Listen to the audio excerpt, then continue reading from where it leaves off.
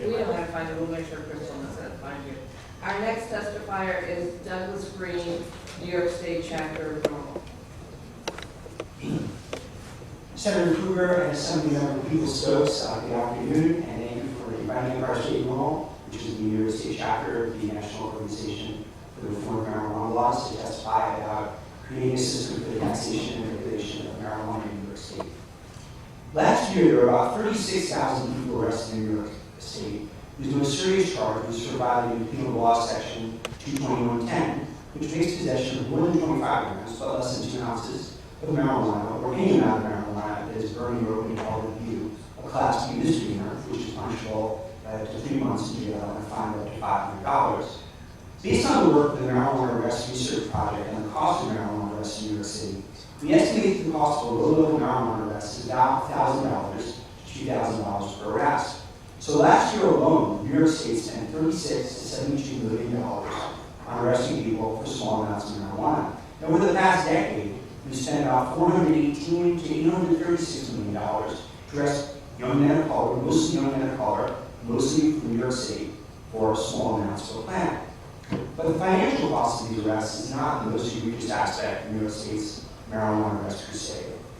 That dishonor goes to the collateral consequences on housing, education, and employment of those convicted of marijuana crimes. The over 12,000 people who were convicted last year of violating Penal Law Section 22110 have permanent criminal records, which will limit their opportunities for the rest of their lives. In 1977, the same year that New York passed the Marijuana Reform Act, former President Jimmy Carter told Congress that penalties against possession of the drug should not be more damaging to an individual than the use of the drug itself, and where they are, they should be changed. By passing the Marijuana Regulation and Taxation Act, New York State will finally take heed of President Carter's advice and fully realize the promise of the Marijuana Reform Act. Opponents of taxing and regulating marijuana claim that potential financial benefits are outweighed by the potential costs of increased use and abuse of marijuana. We respectfully disagree. We believe that most adults who want to consume marijuana already do so, and that any potential increased use will represent consumers substituting marijuana for alcohol, which, as President Obama admitted last year, is less dangerous than alcohol in terms of its impact on the individual consumer or other drugs. We would respectfully contend that marijuana is already also less dangerous than alcohol in terms of its impact on society, and will be even more so as more jurisdictions adopt taxation and regulation of marijuana and divert revenues away from the black market. So let's look at the potential revenues New York State could derive from regulating and taxing marijuana. A new forecast recently estimated that by 2018, national sales of marijuana for adult non-medical use, that is not medical marijuana, will be approximately $3.8 to $4.2 billion. A 2010 report by the Cato Institute, the Budgetary Impact of Drug Prohibition, estimated that in 2008, New York State spent $713 million in current dollars on prohibiting marijuana and could earn between $200 million and $232 million annually in tax revenue. So any marijuana prohibition could net New York State over $900 million annually. And regulating and taxing marijuana, the fiscal impact on New York City, which I saw Ari Hoffman testify earlier today, and the reports are up there, which was a report that he was working for former New York City Controller John Liu. That report estimated that the market for adult non-medical use of marijuana in New York City alone would be $1.3 billion a year, and would yield approximately $400 million a year in tax revenue. Applying the assumptions of marijuana, the amount of marijuana consumption in the Liu report to the state as a whole, the market for marijuana in New York State is probably close to $3 billion. Therefore, adoption of the Marijuana Regulation and Taxation Act, which has a different tax structure than the assumptions used in the Liu report, would generate excise taxes of about $430 million annually, plus sales tax for the local governments that decided to authorize retail sales and impose a sales tax. As I mentioned earlier, though, the benefits of passing the Marijuana Regulation and Taxation Act won't be primarily financial. We can expect a wide range of benefits, including the ability to shift law enforcement resources from over 2 million past-year peaceful marijuana consumers to violent criminals that threaten our community safety, the removal of a key source of income from continuing criminal enterprises, thereby depriving them of fuel for conflicts over market share from Troy to Tijuana, a gradual improvement in public health if use and abuse of other more toxic drugs, both illicit and illicit declines, as we would expect, Reinvigoration of the trust between law enforcement and the citizens they serve, especially in neighborhoods that have been impacted by racially discriminatory marijuana law enforcement. A new funding stream for substance abuse, prison reentry, and job training programs, and a new era of openness regarding drugs and drug policy. Although normal only takes positions on marijuana policy reform, we support science, reason, compassion, and justice, all of which will be enhanced in a state where criminal law is no longer a fundament of our marijuana policies. The consequences of the Marijuana Regulation and Taxation Act will play out very differently throughout the state. Urban neighborhoods will be free from the marijuana arrest state. Suburban areas will have heated debates over whether or not to permit retail sales or off-premises consumption. A few courageous communities will opt into experimenting with sales for on-premises consumption, which will be a boon to their hospitality businesses. And as for our state, marijuana cultivation has the potential to provide jobs that will revitalize hard-hit local economies from the soil on out. A colleague of mine from the Syracuse area has been lining up support for marijuana cultivation from local businesses and government officials for years and is waiting on the legislature to act. We thank Senator Kruger for allowing us to have input in drafting the Marijuana Regulation and Taxation Act, and we're generally quite satisfied with the bills as it's introduced. However, we realize that it will take a multi-year effort to enact the Marijuana Regulation and Taxation Act into law, and welcome the input of all stakeholders, especially that of parents, groups, and the treatment community. We would like to make 2 suggestions there. Last year, Transform, a British drug policy research group, issued a report on how to regulate cannabis, a practical guide. The Marijuana Regulation and Taxation Act is currently drafted imposes an excise tax of $50 per ounce. The section of the report on tax options suggests that this tax structure may incentivize the sale of more potent strains. Future versions of the Marijuana Regulation and Taxation Act may want to incorporate an alternate tax system, such as an excise tax as a percentage of the sale price, which was the model adopted by Colorado. In any event, we strongly urge policymakers to review this report for a comprehensive overview of the various models and options for regulating marijuana. Throughout the enactment of both medical marijuana laws in 21 states and the District of Columbia, and Colorado and Washington states brave experiments with taxation and regulation for all adults, one constant has been the efforts of local governments to attempt to excessively regulate or ban cultivation or sale of marijuana. Although the Marijuana Regulation and Taxation Act allows towns to opt out of licensing marijuana retailers by referenda, language should be included that specifically prohibits local governments from using zoning and land use ordinances from reasonably limit the establishment of retail marijuana businesses. For example, the tactic that's commonly used of prohibiting businesses that are illegal under federal law. Even more importantly, local governments should be prohibited from unreasonably restricting rights granted under the Marijuana Regulation and Taxation Act to cultivate and possess marijuana. We would recommend the inclusion of language similar to Article 18, subsection 16.3 of the Colorado Constitution with appropriate modifications, which I have footnoted in my testimony and provides explicit protections for this behavior. Finally, we want to emphasize that only by taxing and regulating marijuana will we fully address the broad spectrum of issues related to marijuana that have been the subject of legislative debate here in Albany for decades. As I mentioned earlier, 37 years after the passage of the Marijuana Reform Act, New Yorkers are still going to jail for marijuana that is burning in public view, while in New York City, having an open container of alcohol is almost always charged as a violation.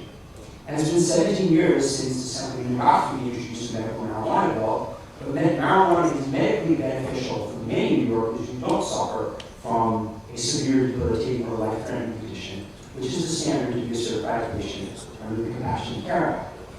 It's time for a serious conversation about a new approach to marijuana in New York. I wanted to thank both of you for letting us testify. I'm going to go slightly off script.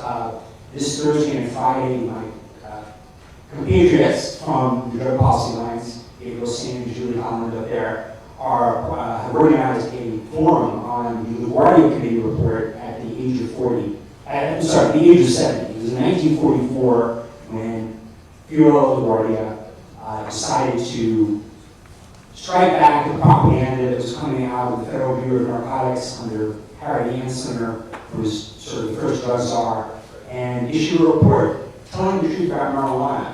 And this was part of a history of progressivism in New York that has been sadly lacking in how we've approached the issue, whether it's been decriminalization or medical marijuana. We seem to lost that spark, and I wanted to thank you for courageously sponsoring this bill and bringing adult taxation regulation into the conversation. I want to thank you and your organization for doing so much to help educate myself and my staff and working side by side with us in developing the bill. And we are very open to proposed amendments. And I don't think you were here earlier when the ex-city deputy controller, Mr. Hoffman. yes, was also talking about the pros and cons of different forms of taxation. So we're absolutely going to be taking a look at that. And I also appreciate your pointing out what I think Crystal and I both know is obvious, but I don't think anyone said today. We know this wasn't introduce the bill and turn around and get it passed in both houses. As you pointed out, the medical marijuana bill has been moving in the assembly since 1997, 17 years. I think it might actually happen this year. I'm feeling a little From your lips to God's ear. And frankly, I don't think it's a 17-year path for the state of New York to recognize that the right answer is to move forward with medical options for people who are suffering from illnesses, and to also move forward with tax and regulation to end prohibition. And the fact is, I think our world is changing rather quickly at this point in time, and that we may be starting to see a tipping point for both the federal government and states around the nation. And so I'm very, very pleased that with Assemblywoman Crystal, people spoke. My goodness, I'm getting excuse me. People Stokes, and working with organizations like yourself and others who were here today. I think we have, even though there's changes that can be made, an incredibly broad-based, solution-driven bill that we could proudly pass in New York State and make this a state that moves sooner than later to a tax and regulate model. I know I get calls all the time from people saying, let's just take it to referendum like Washington and Colorado. Can't and do it will that. pass. And I explain, we are not a referendum state. And then you find you're walking yourself into the explanation of some states are INR and some states aren't. So it does require our educating the majority of our colleagues to understanding why this is the right answer. So partly I'm urging your organization and others, you have us. We need to bring more and more of our colleagues to the table to understand this. But I am very proud that we have a bill that I think anybody could probably sit down and walk through with people and explain, oh, you have this concern? No, we're taking care of it here. You have this concern. So it's a thank you for your testimony and your hard work. Well, I would just want to add my gratitude to yours for the hard work that Mr. Greene's organization has put into the compilation of this bill. But I will just ask one question, and just to have your opinion on it. The whole idea of having the state liquor authority be the authority that disseminates licenses and the certificates to grow and or distribute. Is that something that came up just because we know that they are already in place and they give us a liquor license, or did we even think about the idea of perhaps having agricultural markets be the regulatory agency that deals with this product that is actually going through the agricultural process? That is a great question. I mean, certainly we weren't involved in the initial considerations behind making the SLA the primary authority, but Washington State, their liquor control board is the implementing authority under Issue 502. Colorado is set up differently. It's their Department of Revenue. They have what used to be a medical marijuana. So it's the Washington State that's used who? I'm sorry. The Washington State Liquor Control Board. I guess it's the analogous agency to our state liquor authority. They are the authority that issues licenses to implement Issue 502. Colorado set it up under a different model. In their case, they actually have a medical marijuana enforcement division, which now has become a marijuana enforcement division, since they have adult non-medical use as well, which is part of their Department of Revenue. So it's the tax authority that actually has control over it. Many states have been experimenting with this, and I think it's kind of too soon to tell that most of this is coming into place with medical marijuana. For example, in Connecticut, you have the Department of Public Health, who is in charge of it. There are certain states like Illinois, where there's 4 different agencies that actually have control over some aspect of the medical marijuana process in Illinois. I think that intuitively that having the state liquor authority as the authority makes sense. So just one clarification, Washington State is the other entity that allows an authority, if you will, which is a separate arm of government, to control the licensing and certification process. Right. Right now. And the others actually do it within their own government structure. Right. Well, the other states I was referring to are medical marijuana states. Right now, we only have 2 states that have adult non-medical use of marijuana: Okay. Washington State and Colorado State. Washington State has done it through the Liquor Control Board, and Colorado is doing it through their tax department, basically. Okay. So Washington State is doing it through an authority-like organization. Yes, through their liquor control. Through their own government operations. Yes, I guess the Liquor Control Board is actually probably sort of a separate, a separate entity outside of the normal governmental structure. But I think there have been some issues in these states that have sort of determined what has been going on. Colorado's had a relatively smooth path. Washington State, not so much, because they had a rather loose medical marijuana program in place, and they've been trying to fold people from the medical marijuana program into the Initiative 502 structure. It was a bill that was introduced in the session. Their session is ended, so it's dead for a year. But there's a lot of limbo in Washington State. They only just in the past few weeks started announcing who will get the licenses, and are making a final decision, I think, by later this week. And they're not expected to have retail stores open until July or later, whereas in Colorado, they've been open since January 1st.